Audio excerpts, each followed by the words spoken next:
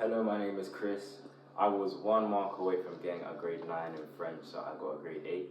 Although that's very frustrating, I'm proud of how far I've come because I remember when I was in year 7, I would speak French, but then it was really broken, it was all over the place.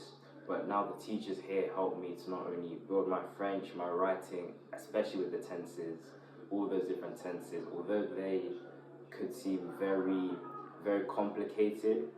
Practice, repetition, and asking the teachers for advice is the best thing I could ask for someone to do.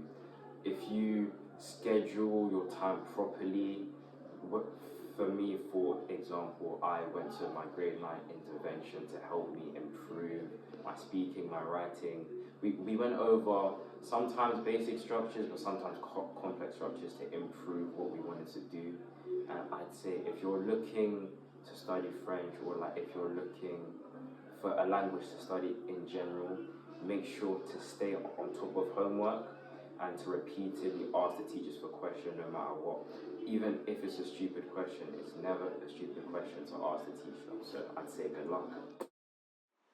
Hi, I'm Lucy. I'm in Year 12 doing A-level Spanish. I did Latin and Spanish GCSE and I got 9s in both of them.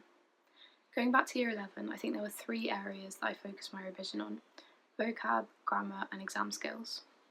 So for vocab, I just tried to be really consistent with revising for any vocab tests that I had in class, and also practicing my vocab at home on Quizlet or Memrise.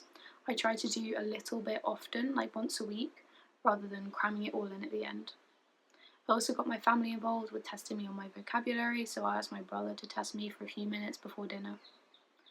And then my third thing about vocab is that I didn't learn the whole Spanish dictionary.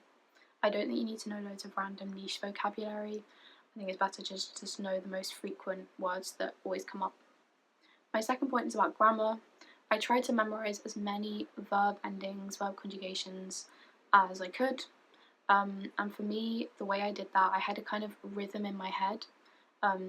So for Spanish, like preterite endings, for example, I'd go like este, o, amos, estes, arons, kind of repetitive rhythm, which really helped it to stick in my brain. And then my third tip is exam skills, and this is kind of specific to like modern foreign languages writing exams, so Spanish writing for me. The first thing I did when I turned over my exam paper was to write down all those memorised verb endings in the corner or on the front of the exam paper, just so I kind of get them out of my brain and I could actually think about the exam. I'd also write down any memorised, like ambitious phrases, like grade 9 phrases that I knew I wanted to include. And I'd write them down on the paper and then really take the time to plan out my answer, so that by the time I started writing, I'd done most of the hard work already. And also made sure that I didn't forget about something that I really needed to include.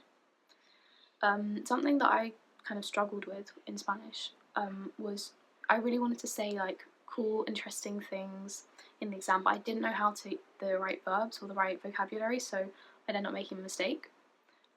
So I think just realising that the exam is kind of like a formula where you just plug in these like set specific phrases, so the examiner can just tick off everything you've done on their mark scheme. So yeah, realising that you don't need to be really ambitious all the time.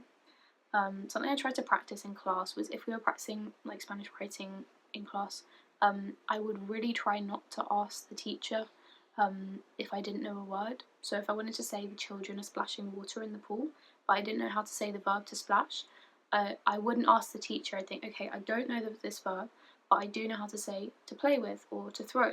So maybe I could say the children are playing with water in the pool instead. And that's another reason why practicing your vocab is really important, because you just have this like wide bank of words that you can use to replace words that you don't know with.